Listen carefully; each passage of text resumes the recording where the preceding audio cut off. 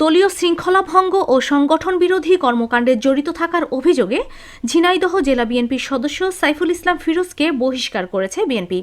মঙ্গলবার ২০ জানুয়ারি বিএনপির জ্যেষ্ঠ যুগ্ম মহাসচিব অ্যাডভোকেট রুহুল কবির রিজভীর সই করা এক বিজ্ঞপ্তিতে এই সিদ্ধান্ত জানানো হয়। বিজ্ঞপ্তিতে বলা হয়, সাইফুল ইসলাম ফিরোজকে বিএনপির প্রাথমিক সদস্য পদসহ সকল পর্যায়ের পদ থেকে বহিষ্কার করা হয়েছে।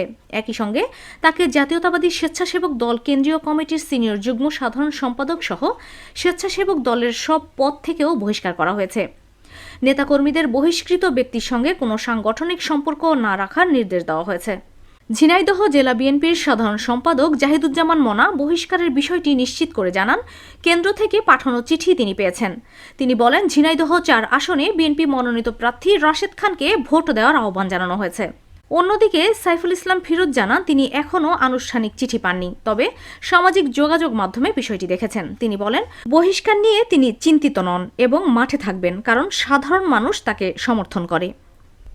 আদিতি দেওয়ান, সিএন বাংলা নিউজ ডেস্ক।